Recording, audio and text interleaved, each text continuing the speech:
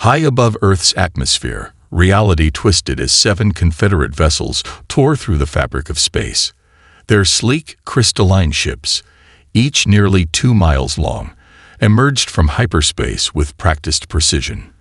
The flagship, Eternal Dominion, positioned itself in high orbit, its sensors already mapping the primitive world below. Commander Vexthor stood on his command deck, mandibles clicking in anticipation. His species had performed this ceremony 1,000 times before. First contact with yet another species destined to join the Confederacy's protective embrace. Initial scans showed the usual signs: artificial satellites, atmospheric pollution, and the early stages of space exploration. Just another world ripe for integration. "Begin standard diplomatic protocols," he ordered, his translator converting the clicks and whistles of his native tongue into the ship's common language. "Prepare the submission package." His subordinates' response died in their throat as warning signals flared across every console. The ship's quantum scanners had detected something impossible: a worldwide network of energy signatures that shouldn't exist on a pre-contact world. Before Vexthor could process this anomaly, a transmission cut through their communications. "Confederate Battle Group, this is Earth Defense Force Command. You have entered restricted space. Maintain your current position and prepare to receive coordinates for diplomatic contact. Any aggressive action will be met with immediate response." The message came in perfect Confederate standard, its calm professionalism masking an unmistakable edge of authority. Vexthor's inner eyelids flickered rapidly, a sign of extreme agitation in his species. Impossible. Their technology level suggests they shouldn't even understand our language, let alone. "Sir," energy spike detected planetside. A pulse of blue-white light erupted from the Earth's surface, splitting into 7 precise beams. Each beam struck a Confederate vessel with surgical accuracy, passing through their shields as if they didn't exist. Vexthor waited for destruction that never came. Instead, his weapons officer reported in panic. "All offensive systems are offline." The pulse, it didn't damage them. It just turned them off. "Even our backup systems won't respond." A second transmission from Earth arrived, this time accompanied by a visual feed. The human on the screen wore a crisp blue uniform adorned with gold insignia. "Confederate Commander, this is Admiral Helene Rivera of the Earth Defense Force. Your weapons systems have been temporarily disabled as a precautionary measure. We've learned from observation that first contact scenarios with your Confederacy often turn hostile." Vexthor's pride warred with his tactical training. These humans had clearly been watching, learning, and preparing. His own scans now showed defensive installations across their solar system, previously hidden by technology he didn't understand. "You've been observing us for the past 15 years, Rivera confirmed with a slight smile.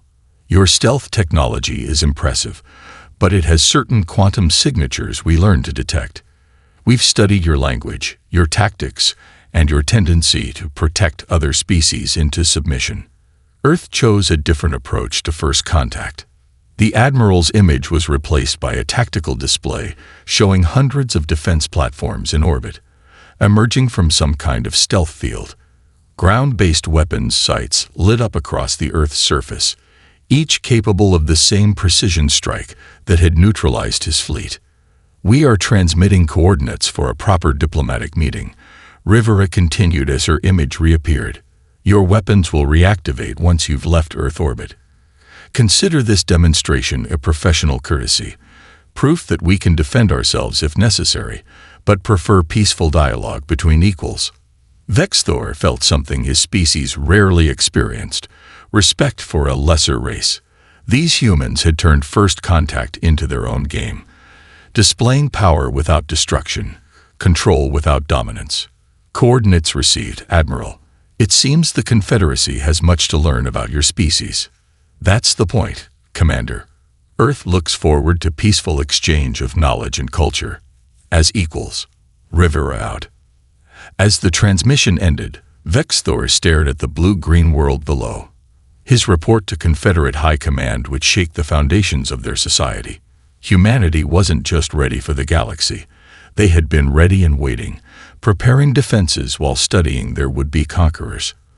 For the first time in centuries, the Confederacy would have to practice real diplomacy. The warning shot had been fired, and not a single life was lost. That, Vex Thor realized, was perhaps the most terrifying demonstration of all. The Grand Hall of the European Parliament building in Brussels gleamed under artificial sunlight, its glass dome specially polarized to protect against orbital scanning.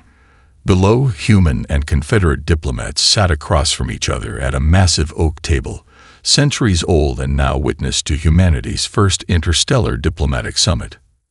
General Marcus Reynolds watched the Confederate delegation with carefully hidden amusement. Their chief diplomat, Ambassador Zilnvar, kept shifting uncomfortably in the reinforced chair designed for their species. The general recognized the signs. The aliens were used to dictating terms, not negotiating them. "Your defensive capabilities are impressive," Zilnvar conceded, mandibles clicking in what humans had learned was irritation. "But surely Earth understands the benefits of Confederate protection. Over 300 species prosper under our guidance." Reynolds leaned forward, his cybernetic eye scanning the aliens' vital signs. "Prosper is an interesting choice of words, Ambassador. Our intelligence suggests those species surrendered their military autonomy and 90% of their industrial output in exchange for this protection." In orbit, unnoticed by the humans below, 3 Confederate warships slipped through a temporary gap in Earth's detection grid. Captain Krelfax of the Direct Action Fleet had orders from Confederate hardliners: demonstrate the price of defiance. The first plasma torpedo streaked toward Brussels. Inside the Grand Hall, Reynolds' neural implant pinged. His cybernetic eye displayed the tactical overlay, just as the building's AI announced with perfect calm. "Orbital attack detected. Quantum shield engage. Countermeasures activated." The Confederate diplomats rose in triumph, expecting screams and chaos. Instead, they watched in horror as a shimmer of blue energy absorbed the plasma torpedo. The redirected energy flowed through geometric patterns in the air, feeding directly into Earth's defense grid. Protocol 7th Symphony initiated, the AI announced. Above Brussels, 12 EDF interceptors emerged from stealth clouds. Unlike the bulky Confederate ships, these fighters were sleek predators, painted matte black with red trim. Each pilot was neural-linked to their craft, making the fighters extensions of their own bodies. Major Sarah Hawthorne led the squadron, her mind melded with her fighter systems. "Thunder Squadron, execute pattern Delta Strike. Let's show them how Earth dances." The EDF fighters moved with impossible grace, their engines leaving trails of blue fire as they wove through Confederate plasma fire. No computer could predict their movements because each shift and turn came from human intuition amplified by technology. In the Grand Hall, Reynolds smiled as the tactical display showed Thunder Squadron's attack. "Ambassador, I believe your colleagues up there just made a serious mistake. Would you like to watch how Earth responds to uninvited guests?" The Confederate ships fired another salvo, expecting to overwhelm Earth's defenses through sheer firepower. Instead, the quantum shield network absorbed and redirected each blast, transforming destructive energy into power for the defense grid. Thunder Squadron struck from 12 different angles simultaneously, their weapons precisely targeting engine cores and weapon systems.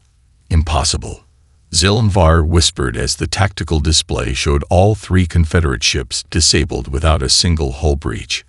"Our ship's defensive algorithms are unmatched." "That's the problem," Reynolds explained, his tone casual as if discussing the weather. "You rely on algorithms. We combine human instinct with advanced technology. Your ships expected mathematical perfection. They got human creativity instead." Major Hawthorne's voice came through the command channel. "Hostile ships disabled. No casualties on either side. Ready to escort them back to the main Confederate fleet, sir." "Very diplomatic of you, Major," Reynolds replied. He turned to the shaken ambassador. Now shall we return to our discussion about mutual cooperation between equals? I believe you were about to recognize Earth's sovereignty and right to self-determination. The Confederate diplomats huddled together, chittering in their native language. They had expected to negotiate from a position of strength. Instead, they had witnessed their finest ships disabled by pilots who treated space combat like an art form, using maneuvers that defied their tactical databases. Ambassador Zilnvar faced Reynolds, his posture now one of genuine respect. Perhaps we should review the proposed treaty terms again. The Confederacy may have miscalculated certain aspects of humanity's readiness for galactic society. Wonderful idea, Reynolds said, his cybernetic eye noting the ambassador's stress levels. And this time, let's keep the discussion focused on trade and cultural exchange. I'd hate for any more of your ships to discover why Earth's pilots are considered the finest dancers in this arm of the galaxy. Confederate Admiral Xanthor watched the tactical display with growing unease. The 3rd Battle Group, pride of the Confederate Armada, had arrived in the Sol system expecting resistance. Instead, they found nothing. No defense platforms, no patrol ships. Even the orbital stations around Earth appeared abandoned. Impossible, he muttered, his crystalline teeth clicking. Their entire defense force can't simply vanish. 150 Confederate warships hung in perfect formation, their sensors sweeping empty space. On the bridge of the EDF command ship Phantom Dawn, Admiral Jessica Kane smiled as she watched the Confederate fleet through quantum-shifted space.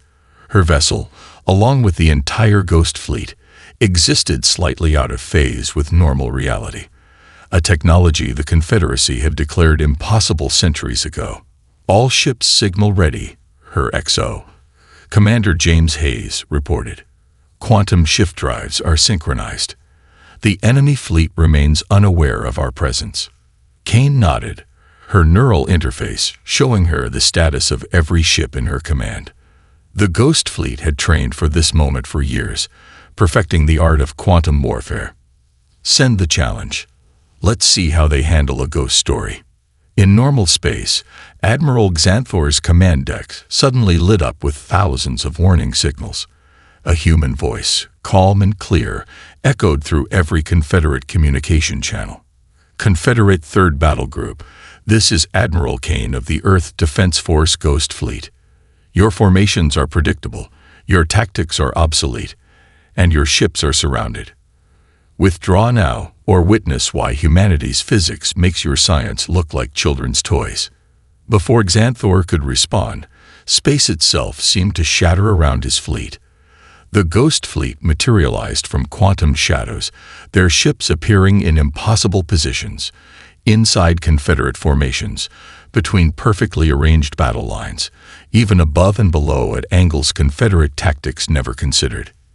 Evasive action. Xanthor ordered, but his perfectly drilled captains found their traditional formations working against them. The human ships didn't move like proper warships. They curved through space in fluid motions, their quantum drives letting them partially exist in multiple locations simultaneously. Kane's voice came again. We learned something interesting while studying Confederate tactical databases. Your entire military doctrine is based on the assumption that space combat follows rigid mathematical rules. We decided to rewrite those rules. The Ghost Fleet's attack was unlike anything in Confederate military history. Ships phased in and out of normal space, making Confederate targeting systems useless. Human vessels would appear to take direct hits, only to have the energy passed through quantum-shifted hull plates. On Phantom Dawn's bridge, Kane orchestrated the battle like a conductor leading a symphony of chaos. Battle Group Echo, execute quantum slash through their center. Delta Group, phase shift to coordinates Mark 7 and prepare for temporal pincer movement. Commander Hayes watched in awe as Confederate ships found themselves firing at empty space while Ghost Fleet vessels struck from impossible angles. They can't adapt to our quantum tactics, Admiral. Their entire combat doctrine is falling apart. That's because they forgot the most important rule of warfare, Kane replied, her neural interface showing her every shift and movement of the battle. Never assume your understanding of physics is complete. The Confederate formation began to break. Ships designed for precision line combat found themselves in a swirling battle of quantum shadows, where human intuition and creativity proved more valuable than mathematical perfection. Admiral Xanthor watched helplessly as his fleet's coordination crumbled. Human ships would appear, strike with devastating precision, then vanish into quantum shadows before counterattacks could land. This defies all known laws of physics.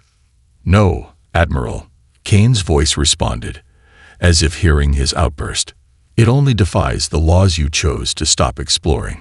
Humanity never accepted impossible as an answer. That's why we're out here dancing through quantum space while your ships try to fight shadows." The battle ended not with destruction, but with humiliation. The third battle group, pride of the Confederate Armada, found itself herded into a tight cluster, surrounded by ghost fleet ships that phased in and out of reality at will. "Consider this a lesson in human innovation," Kane transmitted to the defeated Confederate admiral. "Your empire stopped pushing boundaries. We made shattering boundaries into an art form. Remember that the next time you think about testing Earth's defenses." As the Confederate fleet retreated in disarray, Commander Hayes turned to Admiral Kane. "Think they learned their lesson about human innovation?" Kane watched the quantum tactical display, showing the enemy ships fleeing at maximum speed. "They learned something more important, Commander. They learned that humanity's greatest weapon isn't our technology. It's our refusal to accept limitations." The Martian dust storm came out of nowhere, obscuring the Confederate fleet sensors.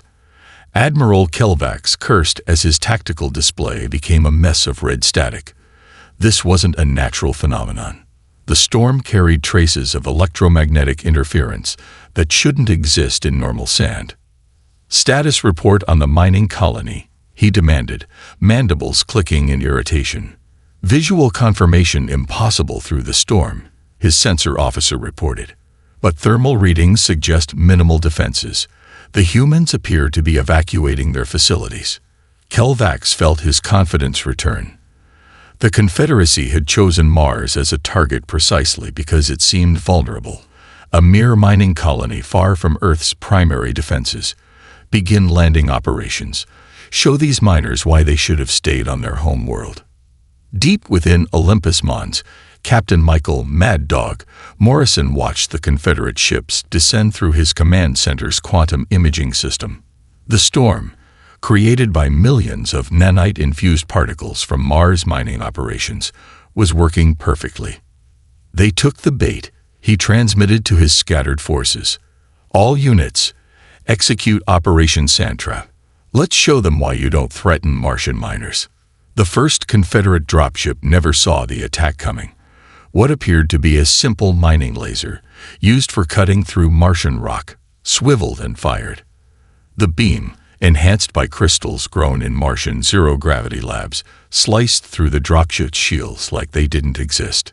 "Impossible." Kelvax roared as more mining equipment revealed its true nature. Cargo haulers transformed into mobile artillery platforms. Drilling rigs fired concentrated plasma bursts that could pierce battleship armor. Every piece of industrial equipment had been designed with a deadly secondary purpose. Morrison's voice cut through the Confederate command channel. "Welcome to Mars, Admiral. You're about to learn why Earth trusted its mining operations to our colony. We don't just dig holes. We weaponize entire planets." The storm intensified, but now it carried more than sand.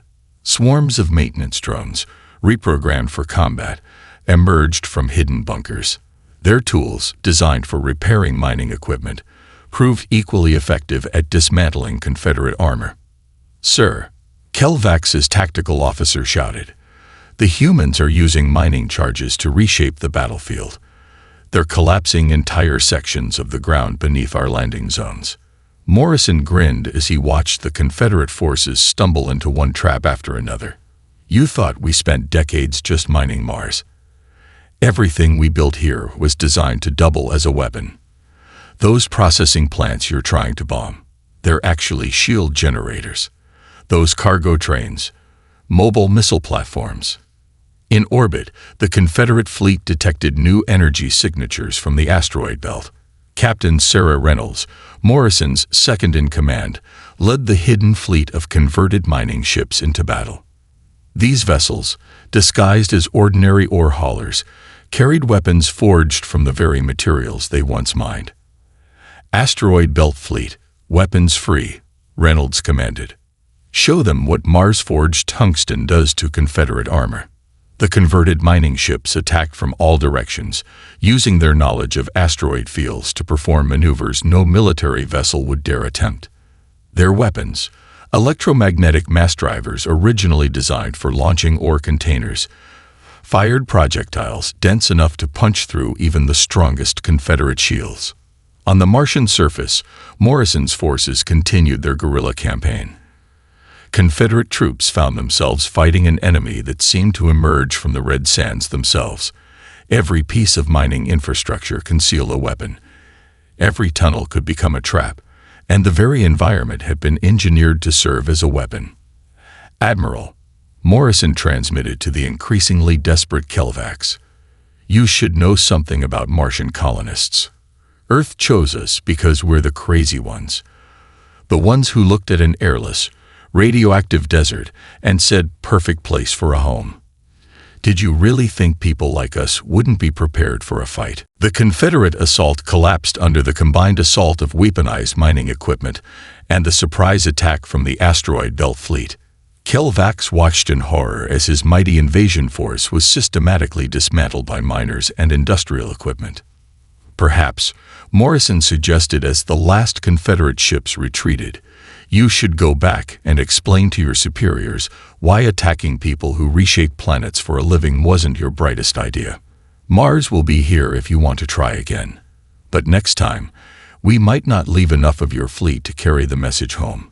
Dr. Amanda Blackwood stood in her underground laboratory beneath the Rocky Mountains, watching energy readouts dance across holographic displays. The Confederate attack on Mars had provided valuable data.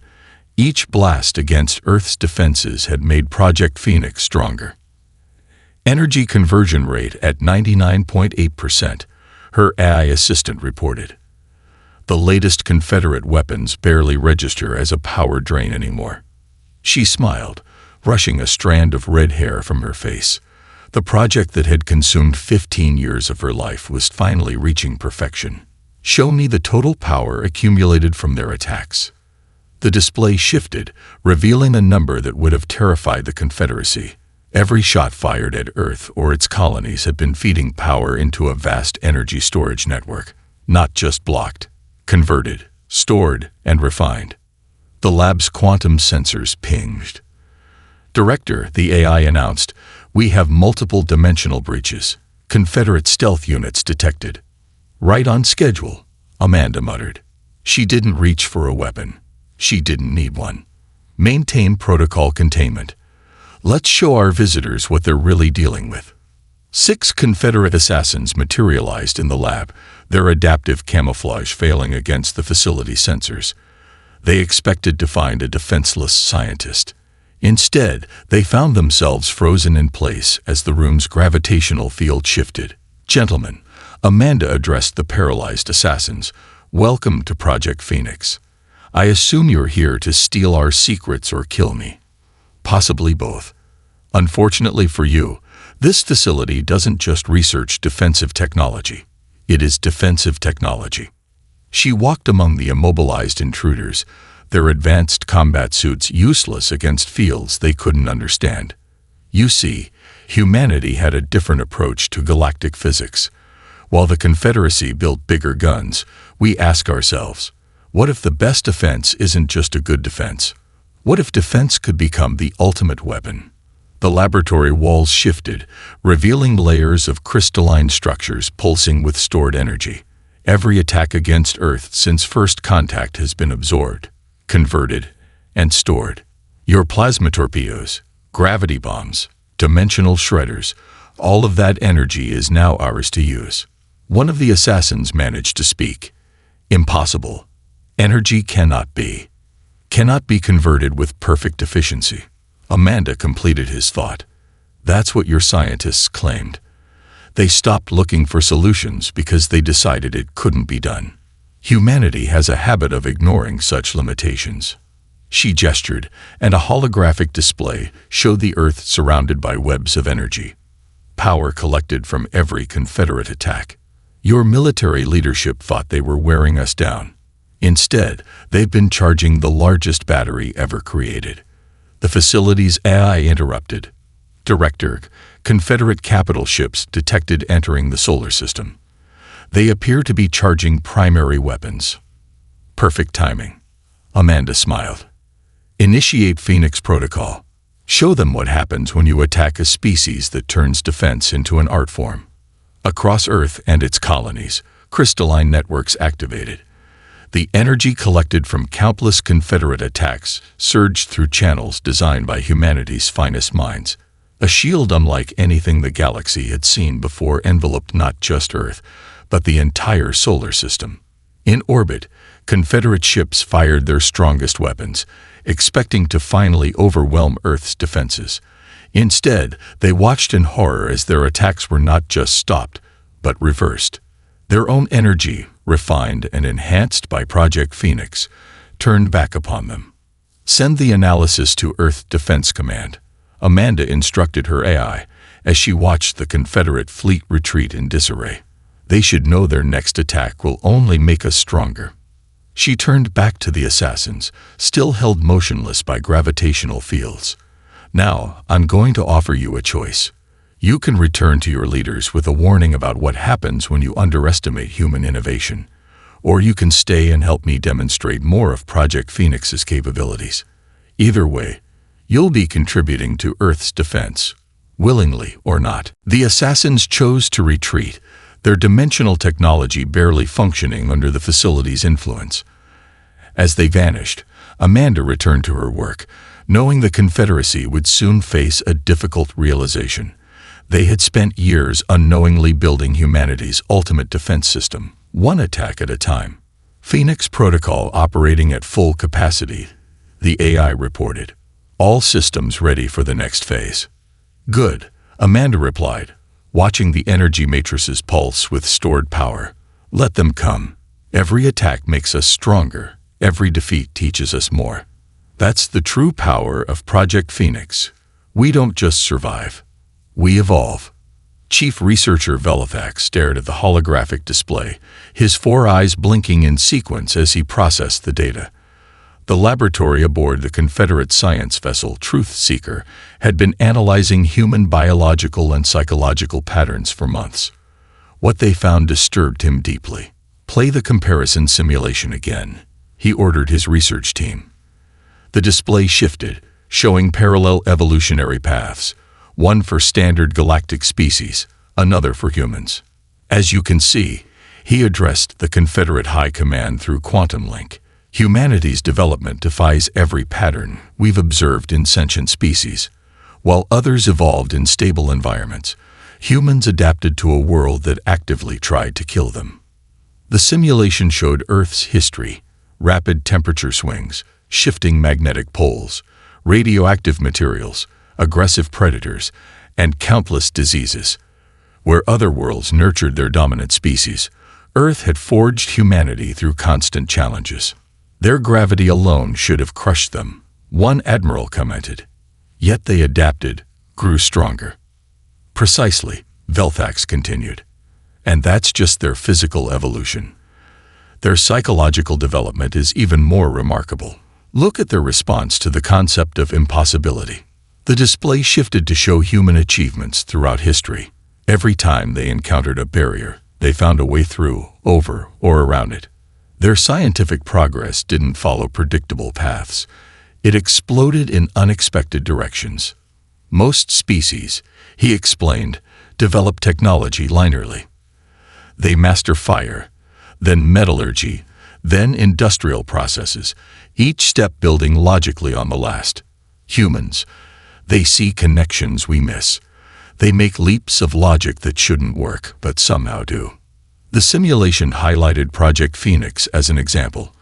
Confederate scientists had proved energy conversion couldn't reach perfect efficiency. Humans hadn't just proved them wrong. They'd turned the principle into a weapon. Their neural architecture is fascinating, Velthax continued. Their brains form connections we wouldn't think possible. They can hold contradictory ideas simultaneously, adapt to new concepts with remarkable speed. And, he paused, mandibles clicking nervously, they appear to grow stronger when faced with adversity. The high command chamber fell silent. In Confederate psychology, stress and challenge led to predictable responses. Break a species' defenses, show superior force, and they would submit. Humans did the opposite. Every defeat teaches them. Every setback makes them more determined. Their history is filled with examples of seemingly crushed forces rising again, stronger than before. They call it the human spirit, an intangible quality that our sciences can't fully measure. The display showed readings from human soldiers during combat. Their neurotransmitter levels, reaction times, and problem-solving abilities actually improved under pressure. Where other species fell into predictable patterns when stressed, humans became more creative. Their physical adaptations are remarkable as well, Velthax noted. Their endurance exceeds any known species. They can survive in environments that should kill them. Some humans deliberately seek out harsh conditions for what they call entertainment. He brought up footage of human extreme sports athletes. The Confederate leaders watched in disbelief as humans jumped from orbital platforms, dove into crushing ocean depths, and climbed impossible peaks, all for enjoyment. This brings me to my most crucial finding, Velthax said gravely. Our standard tactics are worse than useless against humans. Every show of force, every attempt at intimidation, only serves to unite and strengthen them. They've turned their entire solar system into a weapon, but that's not what makes them dangerous. The display showed Earth's history of warfare, innovation, and adaptation. What makes them dangerous is that they never accept limitations. Where we see immutable laws of physics, they see challenges to overcome. Where we establish comfortable patterns, they deliberately seek discomfort to grow stronger. An admiral leaned forward. Then how do we defeat such a species? That's what you don't understand, Velthax replied. The very concept of trying to defeat them makes them stronger. Each of our attacks has taught them more about us while revealing nothing about them. They don't just adapt. They force the universe itself to adapt to them. The research chamber fell silent as the implications sank in. The Confederacy had spent millennia believing they understood how species would behave, how physics worked, how warfare operated. Humanity hadn't just challenged those assumptions, they'd shattered them. Perhaps, Velthax concluded, we should stop trying to force humanity to adapt to our galaxy, because increasingly, it appears the galaxy will have to adapt to them. The Confederate Supreme Fleet emerged from hyperspace in perfect formation, 500 warships arranged in a sphere around Earth's moon. At their center, the doomsday weapon World Breaker powered up its main gun, designed to shatter planetary bodies. Supreme Commander Xalthar stood on his command bridge, watching final preparations. Begin targeting sequence. Let's see how Earth's defenses handle the destruction of their moon. In her command center beneath the lunar surface, Admiral Jessica Kane received the threat assessment with remarkable calm. The massive Confederate fleet had played right into humanity's hands. They really think we left our moon undefended, she mused, watching through quantum imaging as the enemy fleet positioned itself. Initialize Operation Stormbreaker. Let's show them why Earth's children always come prepared. The Confederate weapon fired. A beam of concentrated gravitational force that should have torn the moon apart. Instead, the beam scattered across an invisible barrier, spreading out like water on glass. Impossible. Xalthar roared. Nothing can withstand the World Breaker. Kane's voice cut through their command channel. Actually, we've been expecting this. Humanity has a long history of looking up at our moon and imagining what would happen if someone tried to destroy it. We planned for this before we even knew you existed. Across the solar system, hidden installations activated. What the Confederacy had dismissed as simple navigation beacons, communication relays, and scientific outposts revealed their true nature. A vast web of gravitational stabilizers, built during decades of solar system expansion, powered up. You see, Kane continued, while you were building bigger weapons, we were thinking about preservation. Every mining operation, every colony, every space station, they're all part of a system designed to protect not just Earth, but our entire stellar neighborhood. The moon's surface rippled as hundreds of defense platforms emerged from hidden bunkers. Each one had been manufactured inside the moon itself, using materials mined from its core. The lunar defense grid, dormant since its completion 20 years ago, awakened. Full power to the gravity web, Kane ordered. Show them what happens when you threaten humanity's oldest companion. The Confederate fleet found itself caught in a complex gravitational field. Their own weapons' energy was being redirected, channeled through the solar system-wide network of stabilizers. The World Breaker's beam twisted in space, forced into patterns that defied its designer's understanding. You fundamentally misunderstood something about humans, Kane explained, as the Confederate fleet struggled against the growing gravitational distortions. We don't just defend our homeworld. We protect everything in our reach. That moon you're trying to destroy, we've been living there for generations. It's not just a satellite. It's our first step into space, our proving ground, our foundation. Commander Elizabeth Rodriguez, leading the Lunar Defense Forces, activated the counterattack sequence. Gravity Lance batteries online. Target their primary weapon platforms. Let's show them how we adapted their own technology. The Confederate fleet watched in horror as their gravitational weapons' energy was absorbed, refined, and redirected. Beams of concentrated gravitational force lanced out from the lunar surface, each shot guided by human intuition combined with quantum targeting systems. You tried to use gravity as a weapon, Kane transmitted. We've been studying gravity since we first looked up at the moon and wondered why it stayed in orbit.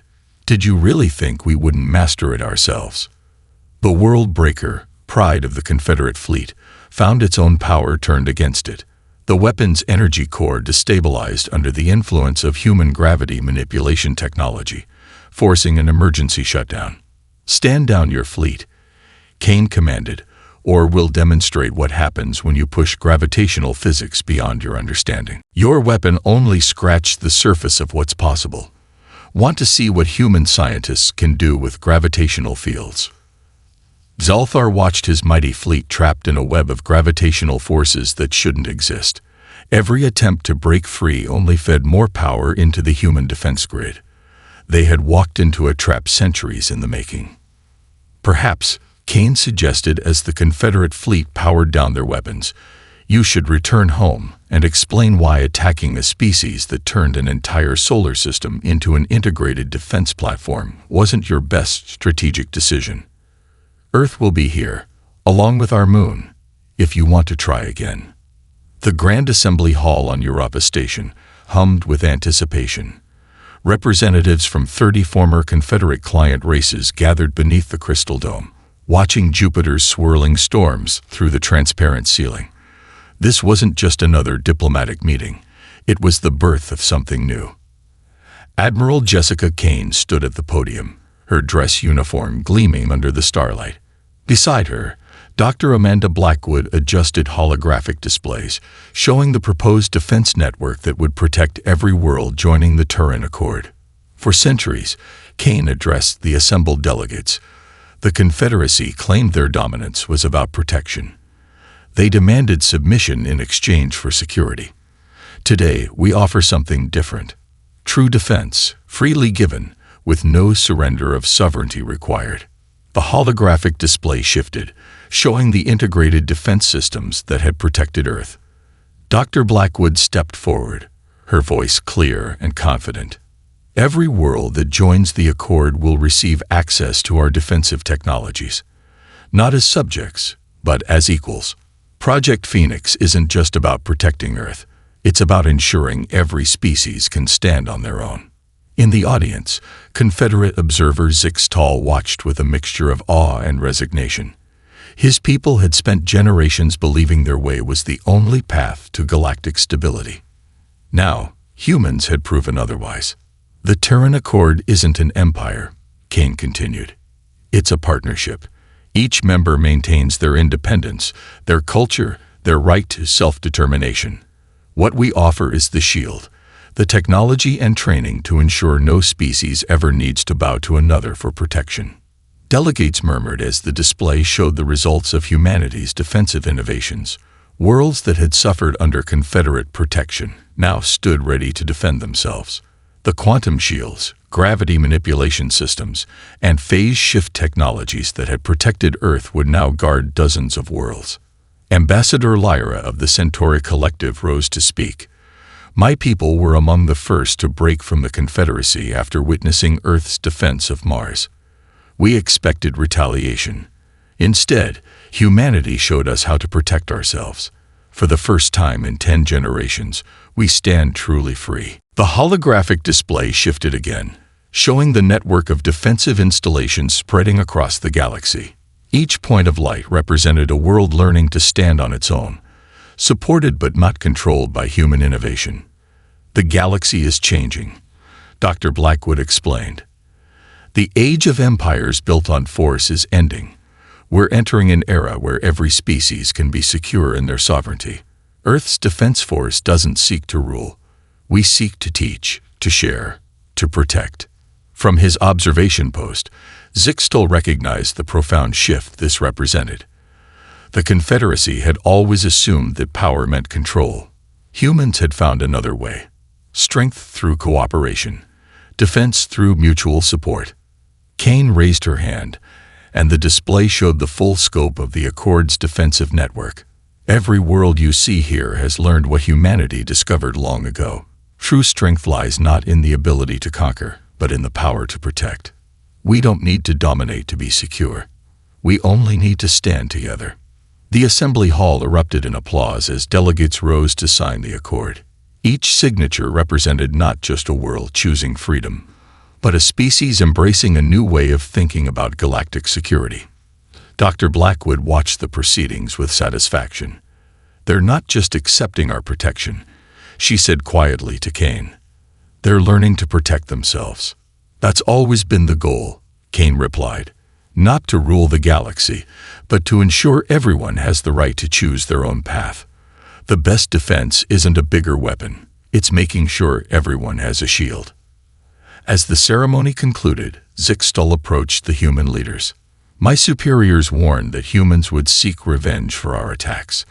Instead, you offer protection even to your former enemies. Why? Kane smiled. Because that's what humans do. We looked up at the stars and didn't just see new worlds to explore. We saw neighbors to protect. The Confederacy tried to break us.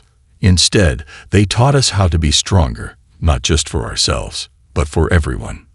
The Europa Station's quantum shields shimmed with rainbow colors as the first rays of Jovian dawn struck them. It was more than just a new day for the station. It was the dawn of a new era for the galaxy, where protection didn't require submission, and strength didn't demand control. Humanity had risen not as conquerors, but as guardians. And in doing so, they had changed the very nature of power in the galaxy.